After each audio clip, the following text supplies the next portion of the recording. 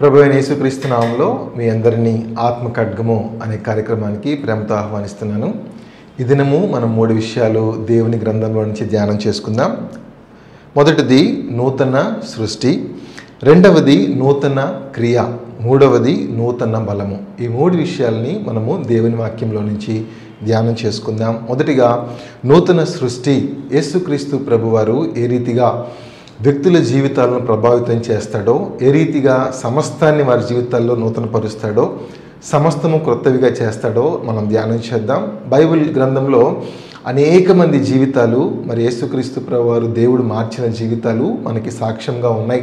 వాటిల్లో ఒక స్త్రీని మనము ధ్యానం చేసుకుందాం. లూకాసు వార్త 7వ అధ్యాయము 36వ వచనం నుంచి 50వ వచనం వరకు కూడా మనకు ఒక స్త్రీ కనిపిస్తుంది. ఆ స్త్రీ పేరు మరి బైబిల్లో ఈ రీతిగా వ్రాయబడి ఉంది, పాపాత్మురాలు అని వ్రాయబడింది. ఆమె సాక్ష్యమే ఆమె పేరుగా పిలువబడుతుంది. ఒకసారి యేసుక్రీస్తు ప్రభువారు సీమోను అనే ఆ వ్యక్తి ఆహ్వానించగా తన గృహానికి వెళ్తాడు భోజనం కొరకు. వెళ్ళినప్పుడు యేసుక్రీస్తు ప్రభువారు సీమోను గృహానికి వచ్చాడని ఈ స్త్రీ తెలుసుకొని అత్తరు బుడ్డి ఒకటి తీసుకొని ఆ ఇంటికి వెళ్తుంది. యేసుక్రీస్తు ప్రభువారు ఆ ఇంట్లో కూర్చొని ఉండగా ఆ స్త్రీ యేసుక్రీస్తు ప్రభువారి యొక్క వెనుక తట్టుకు వెళ్ళినట్లుగా మనం చూస్తున్నాం. దేవుని వాక్యంలో ఏమని రాయబడిందో ఒకసారి చదువుదాము. లూకాసు వార్త 7వ అధ్యాయము 38వ వచనం. వెనుక తట్టు ఆయన పాదముల యొద్ద నిలవబడి ఏడ్చుచు కన్నీళ్లతో ఆయన పాదములను తడిపి తన తల వెంట్రుకలతో తుడిచి ఆయన పాదములను ముద్దు పెట్టుకునేను. ఆ అత్తరు వాటికి పూసెను. ఆమెకి యేసుక్రీస్తు ప్రభువారి ముందుకు వెళ్ళే ధైర్యం లేదు. కారణం ఏంటంటే ఆమె జీవిత విధానం, ఆమె చేస్తున్న పాపము, ఆమె స్వభావంలో ఉన్న పాపాన్ని బట్టి ఆ పరిశుద్ధుడు, పవిత్రుడు, నీతిమంతుడైన యేసుక్రీస్తు ప్రభువారి ముందుకు వెళ్ళే అర్హత లేదు. అందుకని వాక్యంలో చాలా స్పష్టంగా వ్రాయబడింది, వెనుక తట్టు ఆయన పాదాల దగ్గర నిలవబడిన స్త్రీని మనం చూస్తున్నాం. అయితే ఆ స్త్రీ ఏం చేస్తుందో తెలుసా? ఆమె తెచ్చిన అత్తరు బుడ్డి ఆయన పాదాల మీద పోసింది. అంత మాత్రమే కాదు, ఆమె ఏడ్చుచు కన్నీళ్లతో యేసుక్రీస్తు ప్రభువారి యొక్క పాదాలని కడిగినట్లుగా మనం చూస్తున్నాం. ఎంత కన్నీరు వస్తే ఆయన పాదాలను కడిగిందో మనం అర్థం చేసుకోవచ్చు. అంటే ఎంత కన్నీరు వచ్చింది అంటే ఆమె ఎంతగా పశ్చాత్తాపడుతుందని మనం అర్థం చేసుకోవచ్చు. అది రియల్ కన్ఫెషన్, నిజమైన పశ్చాత్తాపం.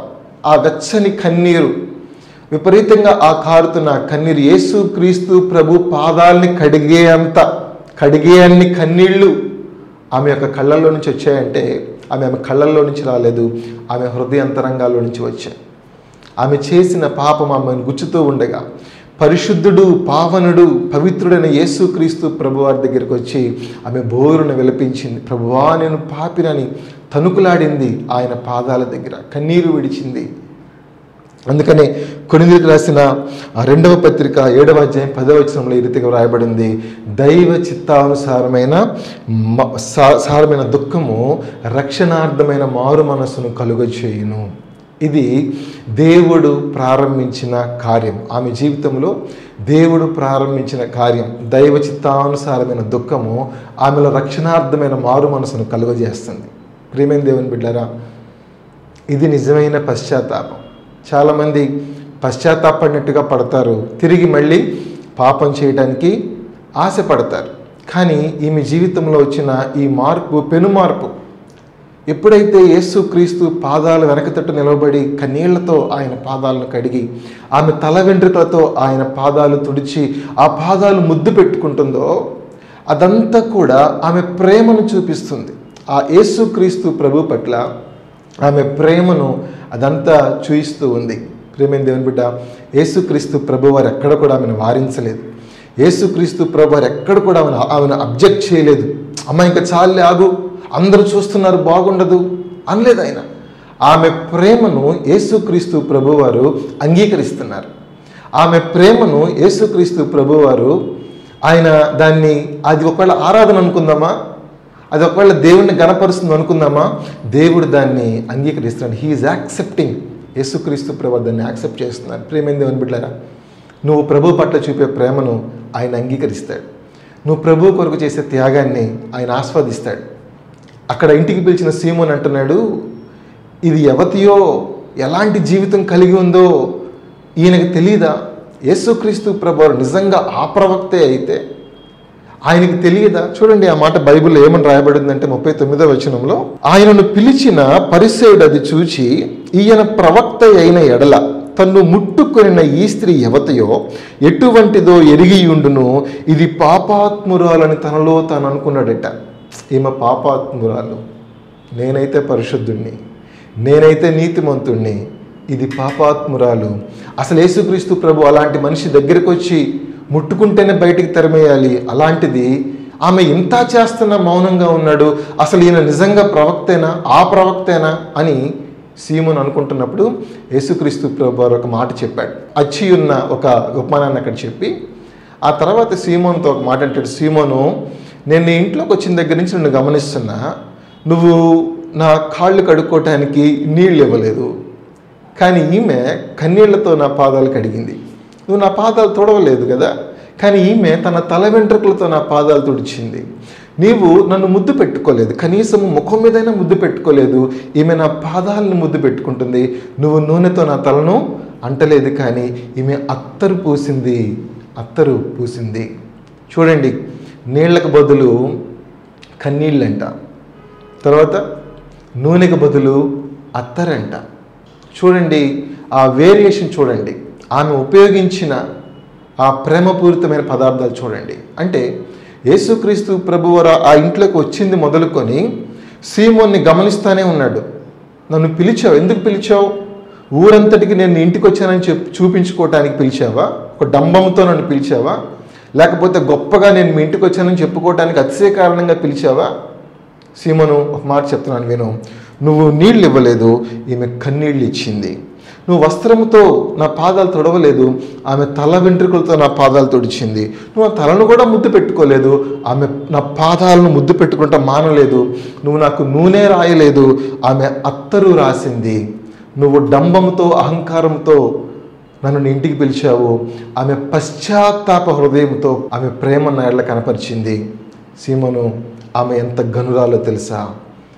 ఆమె నన్ను ఎంతగా ప్రేమిస్తుందో తెలుసా? విస్తారంగా నన్ను ఆమె ప్రేమిస్తుందని అప్పుడు ఆమె వైపు తిరిగాడు. మొదటిసారి యేసుక్రీస్తు ప్రభువారు ఆమె వైపు తిరిగినట్లుగా మనం చూస్తాం. చూడండి దేవుని వాక్యంలో ఏమని రాయబడిందో చూడండి. లూకా సువార్త 7వ అధ్యాయము 44వ వచనంలో ఆ స్త్రీ వైపు తిరిగి అని రాయబడి ఉంటుంది.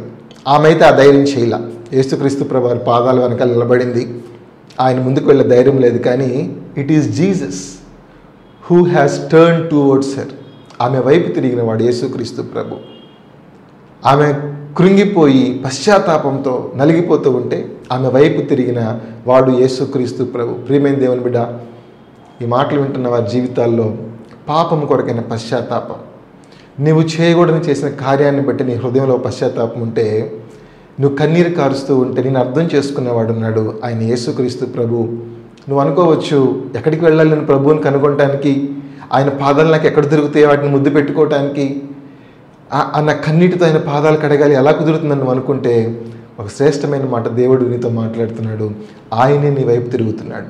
ఆయన ఆ స్త్రీ వైపు తిరిగాడు. ఆమెకు ధైర్యం లేదు ఆయన ముందుకు రావటానికి, కానీ ఆ పరిశుద్ధుడే ఆ పాపాత్మురాలుగా ఎంచబడిన ఆమె వైపు తిరిగినట్లుగా దేవుని లేఖనం సెలవిస్తుంది. ఆమెతో అన్నాడమ్మా, నీ విస్తార పాపములు క్షమించబడ్డాయి, నువ్వు సమాధానం కలిగి ఇంటికి వెళ్ళి. ఈ మాట చూడండి 7వ అధ్యాయంలో ఒక మాట అంటాడు, 50వ వచనం చివరి వచనం, అందుకు ఆయన నీ విశ్వాసమును రక్షించను, సమాధానము గలదానే వెళ్ళమని ఆ స్త్రీతో చెప్పాను.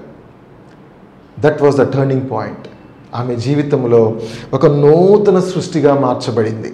పాతవన్నీ గతించిపోయినాయి, ఇక నూతన సృష్టిగా సమస్తము క్రొత్తవైపోయినాయి ఆమె జీవితంలో. She is no more a sinful woman. ఆమె ఇంకెంత మాత్రము పాపాత్మురాలుగా ఎంచబడదు. భూమి మీద పాపములు క్షమించడానికి మనుష్య కుమారుడైన యేసుక్రీస్తు ప్రభు వారికి అధికారము కలదు. కనుక ఆమె ప్రతి పాపము క్షమించబడింది, నీతిమంతురాలుగా తీర్చబడి నూతన సృష్టిగా మార్చబడి తన ఇంటికి వెళ్ళినట్లుగా దేవుని వాక్యం సెలవిస్తుంది. ఇది మొదటిది. రెండవది నూతనమైన క్రియ అనే విషయాన్ని మనం ధ్యానం చేద్దాం. ఈ నూతనమైన క్రియలో మనం ధ్యానం చేస్తే లూకా సువార్త 18వ అధ్యాయము 35వ వచనంలో మనకు ఒక వ్యక్తి కనిపిస్తాడు. ఆయన యెరికో పట్టణంకు సమీపించినప్పుడు ఒక గ్రుడ్డివాడు త్రోవ పక్కన కూర్చుండి భిక్షమడుగుకొనుచుండెను. 3 విషయాలు ఇక్కడ ఉన్నాయి. ఒకటి, హీ వాజ్ బ్లైండ్. రెండవది, ఆయన త్రోవ పక్కన ఉన్నాడు, త్రోవలో లేడు. మూడవది, అడుక్కునేవాడుగా ఉన్నాడు. ఈ 3 కూడా చాలా కఠినమైన పరిస్థితులు గుండా ఆ వ్యక్తి వెళ్తున్నట్లుగా మనం గమనించవచ్చు. ఆత్మానుసారంగా వీటిని మనం ఆలోచన చేస్తే గుడ్డితనం, spiritual blindness, he doesn't know who God was, దేవుడు ఎవరో తెలియని ఒక గుడ్డితనం. రెండవది, త్రోవలో లేడు, త్రోవ పక్కన ఉన్నాడు. దేవుడు నియమించిన ఆ కట్టడలు అనుసరించే ఆ స్థితిలో అతను లేడు, త్రోవ పక్కన ఉండిపోయాడు. మూడవది, భిక్షమడుక్కునే ఒక స్థితిలో ఉండిపోయాడు, ఇతరులను ఆశ్రయించే స్థితిలో ఉండిపోయాడు. అతను గ్రుడ్డి భర్తిమై. అయితే ఒకరోజు వచ్చింది, యేసుక్రీస్తు ప్రభువారు ఆ త్రోవనే వెళ్తున్నాడట. ఏ త్రోవలో వెళ్తున్నాడు? ఏ త్రోవ పక్కనైతే ఒక వ్యక్తి పడున్నాడో, ఏ త్రోవ పక్కనైతే ఒక గుడ్డివాడిగా భిక్షమడుక్కుంటూ ఉన్నాడో, ఆ త్రోవలో వెళ్ళిన యేసుక్రీస్తు ప్రభుని మనం చూస్తున్నాం. చూడండి, ఇందాక మనం చూసాం కదా, యేసుక్రీస్తు ప్రభువారే ఆ స్త్రీ వైపు తిరిగాడు. రెండవది, యేసుక్రీస్తు ప్రభువారు వాడు పడి ఉన్న ఆ చోటికి వచ్చాడు, లేదా అతను నిస్సహాయ స్థితిలో ఉన్న ఆ మార్గం గుండా యేసుక్రీస్తు ప్రభువారు వెళ్ళటం మనం చూస్తున్నాం. చూడండి, ఇది యేసుక్రీస్తు ప్రభు ప్రేమ, ఇది మంచి సమరయుని ప్రేమ. ఆ మార్గంలో ఒకళ్ళు యాజకులు దాటిపోయి ఉండొచ్చు, లేవీలు దాటిపోయి ఉండొచ్చు, ఎవరెవరో దాటిపోయి ఉండొచ్చు, బట్ ఇట్ డజంట్ మ్యాటర్. యేసుక్రీస్తు ప్రభువారు వచ్చారు. ఇప్పుడు ఆయన దాటిపోయే దేవుడు కాదు. ఆ గుడ్డివాడు ఆ జనసమూహం యొక్క చప్పుడు విని ఇదేమిటి అని అడిగాడు. వాళ్ళు చెప్పారు, యేసుక్రీస్తు ప్రభువారు ఈ మార్గంలో వెళ్తున్నాడు అనగానే హీ స్టార్టెడ్ షౌటింగ్. అతను చేసిన ఒక శ్రేష్టమైన కార్యం, అతని జీవితంలో ఒక నూతనమైన క్రియ జరగటానికి ఎవరు కారణం అంటే అతనే కారణం. ఎందుకు కారణం అంటే, అతను ఎప్పుడైతే యేసుక్రీస్తు ప్రభువారు ఈ మార్గంలో వెళుతున్నాడని విన్నాడో, వెంటనే ఆయన ఏం చేశాడు? 38వ వచనంలో ఏం చేస్తున్నాడంటే, అప్పుడు వాడు, యేసు దావీదు కుమారుడా నన్ను కరుణించుమని కేకలు వేయగా, he started shouting, son of David, యేసుక్రీస్తు ప్రభువా, దావీదు కుమారుడా నన్ను దాటిపోవద్దు. ఒకవేళ ఇప్పుడు నన్ను దాటిపోతే నా గుడ్డితనం ఇలాగే ఉంటుంది, నా త్రోవ పక్కన ఉన్న స్థితి ఇలాగే ఉంటుంది, నా యొక్క అడుక్కునే ఈ దురవస్థ ఇలాగే ఉంటుంది, నా బ్రతుకు ఇలాగే ఉంటుంది, ఏ మార్పు ఉండదు. నా జీవితంలో ఒక నూతనమైన కార్యం జరగాలంటే, ఒక నూతనమైన క్రియ నా జీవితంలో జరగాలంటే నీవు నా స్వరం విను, నా కేక వినని అరవటం ప్రారంభించాడు, కేకలు వేయటం అక్కడ ఉన్న వాళ్ళందరూ కూడా వాడిని వారిస్తున్నారట. 39వ వచనంలో, ఊరకుండమని ముందర నడుచుండిన వారు వాడిని గద్దించిరి కానీ మరి ఎక్కువగా, వాడు మరి ఎక్కువగా కేకలు వేస్తున్నాడు. మార్క్స్ వార్తలో కూడా మనం చూస్తాం, వాడు మరి ఎక్కువగా కేకలు వేస్తున్నాడు. ఎందుకో తెలుసా? He does know that's his time, he knows it very well, that's his time. ఒకవేళ ఆ సమయంలో మనం ఆ వ్యక్తి మౌనంగా ఉండుంటే అతని జీవితంలో అన్నిటికీ నూతనమైన క్రియ జరిగేది కాదేమో. మొర్దెకై అంటాడు ఎస్తేరుతో, నువ్వు ఈ సమయంలోకి రాజ్యంలోకి వచ్చావేమో ఒకసారి జ్ఞాపకం చేసుకో. నువ్వు ఇప్పుడు మౌనంగా ఉంటే ఇశ్రాయేలుకి సహాయం మరొక వైపు నుంచి వస్తుంది, గుర్తుపెట్టుకో. సో ఆ సమయంలో మౌనంగా ఉండే సమయం కాదది, ప్రార్థించాల్సిన సమయం అది, మొరపెట్టాల్సిన సమయం అది, కేకలు వేయాల్సిన సమయం అది. దేవుడు ఆ మార్గము గుండా వెళుతూ ఉండగా how could you keep silent? నువ్వు మౌనంగా ఎలా ఉంటావు? ఈరోజు దేవుడు నీ మార్గము గుండా, నువ్వు పడి ఉన్న మార్గము గుండా వెళ్తున్నాడు. ఏ మార్గము పక్కన నువ్వు త్రోతపి పడిపోయి ఉన్నావో, ఎక్కడ నువ్వు ఇతరుల సహాయాన్ని అర్థిస్తూ నిస్సహాయ స్థితిలో భిక్షాటన చేస్తున్నావో, ఎక్కడ నువ్వు ఆత్మీయ గుడ్డితనంలో ఉండిపోయావో, దేవుడు నీ మార్గంలోకి వస్తున్నాడు. నీవు చేయాల్సింది కేకలు వేయాలి, నువ్వు చేయాల్సింది ప్రార్థన. ఇదిగో నాకు నూతన క్రియ చేయుచున్నానంటాడు యెషయా గ్రంథంలో ప్రభువారు. దేవుడు నీ జీవితంలో నూతన క్రియ చేయాలని ఆశపడుతున్నాడు. నువ్వు ఆశపడుతున్నావా? కేకలు వేయి, ప్రార్థన చేయి, మొరపెట్టు. ప్రభువా దీని కొరకు నేను అరువులు చేస్తున్నాను, దీని కొరకు నా జీవితంలో ఎంతగానో ఎదురు చూస్తున్నాను ప్రభువా, దయచేసి నన్ను దాటిపోవద్దని కేకలు వేస్తూ ఉండగా దేవుడు ఆగి నీ పక్షంగా యుద్ధము చేసి నీ హృదయవాంఛలు తీరుస్తాడు. ఆయన నీ హృదయవాంఛలు తీర్చడానికి ఆయన ఆశపడుతున్నాడు. నీ కోరికను సిద్ధింపజేసి నీ ఆలోచన యావత్తును సఫలపరచాలని ఆయన ఇష్టపడుతున్నాడు. అందుకని ఇక్కడ మాట రాయబడింది, లూకాసు వార్త 18వ అధ్యాయము 40వ వచనంలో, అంతటా యేసు నిలిచి. ఒక భక్తుడు అంటాడు, ఆ గుడ్డివాడు కేకలేస్తానంట, ఆ త్రోవ పక్కన ఉన్నవాడు కేకలు వేస్తానంట, ఆ భిక్షాటన చేసుకునేవాడు కేకలు వేస్తానంట, ఎట్టి విలువ లేనివాడు అందరూ వాడిని ఏసటిస్తున్నారు, తృణీకరిస్తున్నారు. అలాంటి ఒక నిస్సహాయుడు కేకలు వేస్తే ఒక ఆయన అన్న మాట ఏంటో తెలుసా? ఒక భక్తుడు అన్న మాట, సృష్టికర్త కూడా నిలిచిపోయాడంట. ఆ గ్రుడ్డివాని కేకలు సృష్టికర్తను నిలిపేశాయి. బైబిల్లో రాయబడిన మాట, అంతటా యేసు నిలిచి. ఈరోజు దేవుడు నీతో మాట్లాడుతూ, నా కుమారుడా, నీ స్వరం కొరకు నేను ఎదురు చూస్తున్నా, నీ మాట కొరకు నేను ఎదురు చూస్తున్నా, నీ మనవి కొరకు నేను ఎదురు చూస్తున్నా, నీ ప్రార్థన కొరకు నేను ఎదురు చూస్తున్నా, నీ కన్నీటి కోసం నేను ఎదురు చూస్తున్నా. I'm ready. నీకు ఏం కావాలో అది నా యొద్ద ఉంది, నిన్ను ఆశీర్వదించడానికి నేను వచ్చాను. మీరు గమనించండి, యాకోబు ఆ రాత్రి దేవునితో పెనుగులాడాడు యబ్బోకు రేవు దగ్గర. ఒకవేళ దేవుడు యాకోబుని ఎదుర్కోకపోయి ఉంటే, మహనయీము అని పేరు పెట్టాడు అక్కడ. ఒకవేళ దేవుడు యాకోబును ఎదుర్కోకుండా ఉండుంటే ఎవరితో పెనుగులాడేవాడు యాకోబు? ఎలా మారేవాడు? ఇశ్రాయేలుగా ఎలా మారేవాడు? ఒక రహస్యం చెప్పనా? దేవుడు యాకోబుని ఎదుర్కోవటానికి వచ్చాడు. ఎందుకో తెలుసా? ఇలా చెప్తాను నేను. దేవుడు ఆశీర్వాదాన్ని చేతబట్టుకొని యాకోబుకి ఇవ్వటానికి ఆ మార్గంలో వచ్చాడు. ఎదుర్కొన్నాడు, యాకోబుని ఎదుర్కొన్నాడు.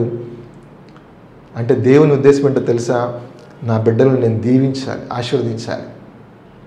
ఆ సృష్టికర్త అయిన యేసుక్రీస్తు ప్రభు ముందుగానే అనుకున్నాడేమో, ఈ వ్యక్తి అరిస్తే నేను అనుకుంటాను, ఇలా అనుకుంటాను. ఆ వ్యక్తిని దాటిపోతూ ఉన్నప్పుడు యేసుక్రీస్తు ప్రభువారు ఆ కేకల కోసం ఎదురు చూస్తున్నాడేమో. ఇంకా అరవట్లేదేంటి, ఇంకా స్టార్ట్ చేయలేదేంటి, ఇంకా ప్రార్థన చేయట్లేదేంటి, అరే నా దగ్గర ఆశీర్వాదం ఉందే, నా దగ్గర దీవెన ఉందే, ఒక్కసారి ఒక్క మాట కేక వేస్తే ఆశీర్వాదం ఇద్దును కదా అని ప్రభు అనుకుంటున్నాడేమో. ప్రియమైన దేవుని బిడ్డలారా, ఈరోజు దేవుడు నీ మొర కోసం ఎదురు చూస్తున్నాడు, నీ మాట కోసం ఎదురు చూస్తున్నాడు. చిన్న ప్రార్థన చేసి చూడు, ప్రభువా నాకు ఇది కావాలి. అప్పుడు యేసు ప్రభు అంటాడు, నేను నీకేం చేయగోరుచున్నావు అంటాడు. Does not Jesus know? ఆ వ్యక్తి సిచ్యువేషన్ ప్రభువుకు తెలుసు, ఆ వ్యక్తికి ఏం కావాలో ప్రభువుకు తెలుసు. కానీ ఇన్సిస్ట్ చేసి అడుగుతున్నాడు, వాట్ డూ యూ వాంట్? నీకేం కావాలో చెప్పు. అప్పుడు ఆ వ్యక్తి చెప్తాడు, నాకు చూపు దయచేయి ప్రభువా. నువ్వు అనుకోవచ్చు దేవుడికి తెలీదా? దేవుడికి తెలుసు. But he wanted to hear the same from you. నీ నుంచి అది వినాలని ఆయన ఆశపడుతున్నాడు. You pray, God will do it. ప్రార్థన చెయ్యి, దేవుడు అద్భుత కార్యం చేస్తాడు. సో ఈ రీతిగా ఆ గుడ్డి బ్రతిమయ్యే జీవితంలో నూతన క్రియ జరిగింది. మొదటిది, నూతన సృష్టిగా మార్చబడిన పాపాత్మురాలను మనం చూసాం. రెండవది, నూతన క్రియను పొందుకున్న ఆ గుడ్డివాడు, భిక్షగాడు, త్రోవ పక్కన పడి ఉన్న భర్తీమైన మనం చూసాం. మూడవది, నూతన బలము. నూతన బలము. యెషయా గ్రంథంలో రాయబడి శ్రేష్టమైన మాట, యెహోవా కొరకు ఎదురు చూచువారు నూతన బలమును పొందుకుంటారని వ్రాయబడింది. అపోస్తుల కార్యముల గ్రంథంలో మనకు ఒక ఉదాహరణ కనిపిస్తుంది చూడండి. అపోస్తుల కార్యముల గ్రంథము 3వ అధ్యాయంలో మొదటి 2 వచనాలు చదువుతాను, గమనించండి. పగలు 3 గంటలకు ప్రార్థనా కాలమున పేతురును యోహానును దేవాలయంలోకి ఎక్కి వెళ్ళుచుండగా, పుట్టినది మొదలుకొని కుంటివాడిన ఒక మనుష్యుడు మోసుకొని పోబడుచుండెను. వాడు దేవాలయంలోనికి వెళ్ళి వారిని భిక్షమవటకు కొందరు ప్రతిదినము వారిని శృంగారమును దేవాలయపు ద్వారమునద్ద ఉంచుచూ వచ్చిరి. పుట్టినది మొదలుకొని కుంటివాడిట. అతను కొన్ని సంవత్సరాలుగా మోసుకొని పోబడుతున్నాడు. ఆ శృంగారమును దేవాలయపు ద్వారము దగ్గర ఉంచబడుతున్నాడు. ప్రేమైన దేవుని బిడ్డలారా, ఒక మాట చెప్పనా? అతను ఏనాడు కూడా ఆ ద్వారాన్ని దాటి దేవాలయంలోకి వెళ్ళలా. Because of his disability, of his inability. అతనికున్న ఆ యొక్క శరీర దౌర్బల్యాన్ని బట్టి హీ నీడ్ అసిస్టెన్స్. అతన్ని ఎక్కడ దాకా తీసుకెళ్లే వాళ్ళు ఆ దేవాలయం ద్వారం దగ్గరికి తీసుకెళ్తున్నారు. ఏనాడు కూడా ఆ ద్వారంకు ఆవల, ఆ ద్వారంకి అవతల వైపు దేవుని మందిరంలోనికి తీసుకెళ్ళట్లే. అక్కడున్న దేవుని సన్నిధి, దేవుని శక్తిని, దేవుని ప్రసన్నతను అనుభవించుటకు ఆయనకు అవకాశం లేకుండా పోయింది. అది కుంటితనం, ఆత్మీయ కుంటితనం అనుకుంటారా? ఆత్మీయ కుంటితనం. దేవుని మహిమ అతనికి అర్థం కాల. చాలామంది మాటలు వింటున్న వాళ్ళు దేవుని మందిర ద్వారం దాకా వెళ్తారు, కానీ ఆ ద్వారాన్ని దాటి లోపలికి వెళ్ళరు. చాలామంది యవనస్తులు ఎలా ఉంటారో తెలుసా?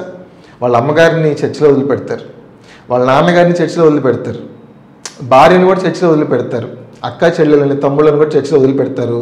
వాళ్ళని చర్చిలో వదిలిపెట్టి వీళ్ళు వెళ్ళిపోతారు. ఎక్కడికి వెళ్ళిపోతారు? లోకంలోకి వెళ్ళిపోతారు.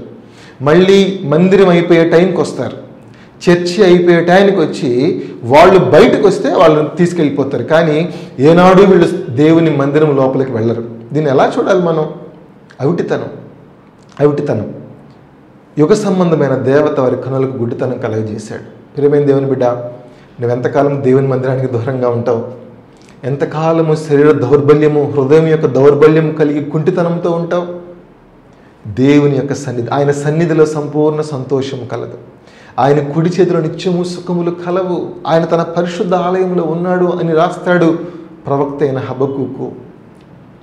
ఈ వ్యక్తి ఆ ద్వారం దగ్గరే ఉంటున్నాడు, ఏనాడు ఆ ద్వారం దాటి వెళ్ళాల. అయితే ఆ త్రోవలోనికి పేతురు యోహానులు వచ్చారట. వచ్చినప్పుడు వాళ్ళు అంటారు కదా ఒక మాట, కుంటివాడు వాళ్ళని చూసి వాళ్ళని అడుక్కుంటున్నాడు, వారి యొద్ద ఏమైనా దొరికిద్దేమని ఆశపడుతూ ఉంటే వాళ్ళు అన్న మాట ఏంటంటే 6వ వచనంలో, అంతటా పేతురు, వెండి బంగారములు నా యొద్ద లేవు గాని నాకు కలిగినదే నీకు ఇచ్చుచున్నాను, నజరేయుడైన యేసుక్రీస్తు నామమున నడువమని చెప్పి. ఆయన ఇది ఎక్స్పెక్ట్ చేయలేదండి. ఆయన ఎక్స్పెక్టెన్సీ అంతా కూడా ఏదో చిల్లరేస్తారు, చూడటానికి కొంచెం ఘనంగా కనిపిస్తున్నారు కాబట్టి ఇంకేదన్నా కొంచెం బలమైంది, విలువైంది, వెండో బంగారమో ఏదన్నా ఇస్తారేమో, ఈరోజు నాకు బాగానే జరిగిద్ది అని తన స్థాయిలో, అధమమైన స్థాయిలో తన తలంపులు అలా ఉన్నాయి. కానీ దేవుడు అతని కొరకు ఒక శ్రేష్టమైన దాచిపెట్టి ఉంచాడు. అదేంటో తెలుసా? అతనికి ఒక నూతనమైన బలాన్ని ఇవ్వాలి అని దేవుడు ఉద్దేశించాడు. దేవుడు ఆ యొక్క అద్భుతాన్ని సిద్ధపరిచాడు. ఈ మాటలు వింటున్న ప్రియమైన దేవుని బిడ్డ, ఎప్పుడైతే పేతురు యోహాను వాని కుడి చేయి పట్టుకుని లేవనెత్తారో 7వ వచనంలో, వెంటనే వాని పాదములను చీలమండలను బలము పొందెను. He has got strength in his feet. ఎప్పుడో తెలుసా? దేవుని సేవకుడు లేవనెత్తినప్పుడు. ఈ మాటలు నీ జీవితంలో ఒకవేళ నువ్వు శరీర దౌర్బల్యం కలిగి అనారోగ్యంతో అనేక దినాలుగా మంచంలో పడి ఉన్నావా? ఏదో వ్యాధి నిన్ను పీడిస్తుందా? బలహీనత నిన్ను వెంబడిస్తుందా? దేవునితో మాట్లాడుతున్నాడు. ఆయన స్పర్శ అండి, ఆయన మాట, ఆయన యొక్క చూపు, ఆయన తాకిడి నీ దేహంలో నూతనమైన బలాన్ని ఇస్తుంది. వాని పాదములలో బలం వచ్చిందట. He never knew what that strength was. అసలు ఈ బలం ఏంటి అని అతనికి తెలియదు. ఎందుకో తెలుసా? పుట్టిన మొదలుకొని కుంటివాడు అతను. ఎప్పుడైతే ఈ బలము తన పాదాల్లో నుంచి వస్తుందో ఆయనకు అర్థమైంది, ఒక నూతన బలము నా పాదాల్లోకి వచ్చింది. A new strength has come in to my feet. అప్పుడు హీ హ్యాస్ ట్రైడ్, అతను ప్రయత్నిస్తున్నాడు నుంచోటానికి, and he succeeded in standing. అంత మాత్రమే కాదు, ఏం చేస్తాడు తెలుసా? దిగ్గున లేచాడంట, నిలిచి నడిచెను. ఇదివరకు ఎప్పుడు చేయలేదు ఆయన. అసలు లేవటం అంటే తెలియదు, నిలబట్టం అంటే తెలియదు, నడవటం అంటే తెలియదు. ఇంకా ఏం చేస్తున్నాడు? 8వ వచనంలో గంతులు వేస్తున్నాడు. ఇదంతా కూడా ఫర్ ద ఫస్ట్ టైం. దీనికి పేరు పెడితే నూతన బలము. అప్పుడు ఏమైందో తెలుసా? దేవుని స్తుతించుచు వారితో కూడా దేవాలయంలోనికి వెళ్ళాడు.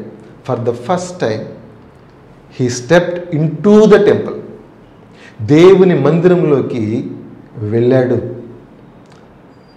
ఇన్ని సంవత్సరాలు దేవాలయము వెలుపల ఉన్నాడు. అతని వయస్సు గురించి రాస్తూ 4వ అధ్యాయము 22వ వచనంలో, స్వస్థపరచుట అను ఆ సూచక్రియ ఎవరి విషయంలో చేయబడినో వాడు 40 ఏండ్ల కంటే ఎక్కువ వయస్సు గలవాడు. 40 years and more than that.